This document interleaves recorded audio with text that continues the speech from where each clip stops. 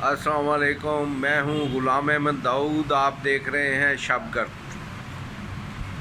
आज की सबसे इन दिनों की जो अहम खबर है, सबसे पसंदीदा जो हमारी वो है कि IMF का कर्ज़ा मंजूर हो गया।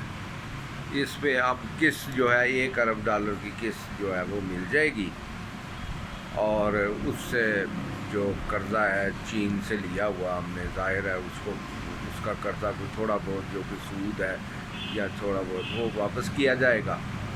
बाकी हम खाएं पिएंगे और फिर जो है अगली किस्त का इंतज़ार करेंगे, और इसी तरह जो है वो 3 साल गुजर जाएंगे, और फिर यही वही चाल बेढंगी जो पहले थी सो अब भी है, फिर वही शुरू हो जाएगी। क्योंकि इस दौरान करना क्या चाहिए, अगर आपने सरवाइव करना है ना, तो करना ये चाहिए कि ये जितनी सरकारी गाड़ियां हैं सारी नीलाम की जाएं।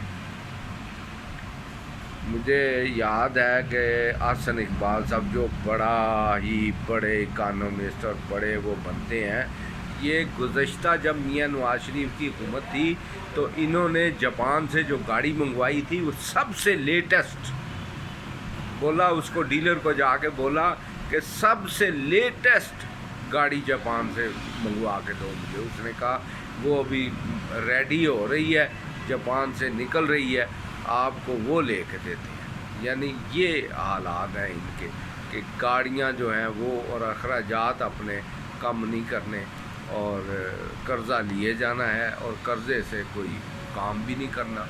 ज़ाहिर है या तो ये है ना कि कर्ज़ा लिया आपने कोई फैक्ट्री लगा ली, कोई प्रोडक्शन कर ली, कोई ज़र मुबादला में इजाफ़ा कर लिया, कोई कुछ नहीं, बस खाना पीना है, पैसे जी हम डिफ़ॉल्ट से बच गए हैं। अब चाहिए तो ये है कि पेंशनें बंद करें उन लोगों की जो साहिब हैसियत है, उनको उनकी पेंशनें बंद करें। साबिक़ जितने वो MNA हैं और साबिक़ वज़ीर हैं, अब चौधरी शुजात है मसलन, वो साबिक़ वज़ीर आज़म है, उनको भी साबिक़ वज़ीर आज़म की पेंशन जा रही होगी, अब उनकी बंद करनी चाहिए।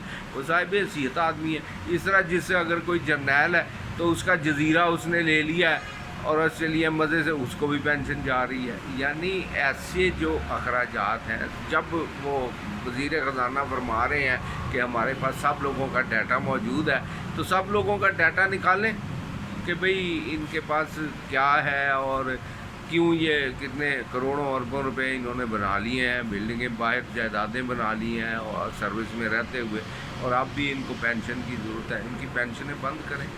जो फजूल अखराजात हैं, मिनिस्टर जितनी सरकारी गाड़ियां हज़ारों की तादाद में वो गाड़ियां जो है वो ख़त्म करें और अपने अखराजात कम करें, तो फिर ही यह सारा बोझ अवाम पे डालेंगे तो अवाम का तो पहले ही बुरकस निकला हुआ है। कहाँ से वो पैसे, कारोबार चल नहीं रहे, जो हैं वो बेरोज़गारी पे चल रहा है, कारोबार तबाह है, कोई वो प्रोग्रेस नहीं है, बस ज़ुबानी कलामी कहे जाते हैं जी स्टॉक एक्सचेंज बड़ी ऊपर चली गई। स्टॉक एक्सचेंज को हमने क्या करना है जब हमारे काम ही नहीं चल रहे हमारे। तो ये जब तक ये अखराजात की कमी नहीं होगी, फिर अगले 3 साल, चलो 3 साल की सिक्योरिटी मिल गई, इस 3 साल में बिजली का बुरा हाल है, कोई बाहर से इन्वेस्टमेंट नहीं आए, तस्वात आपके बेशुमार हैं, जंग आपके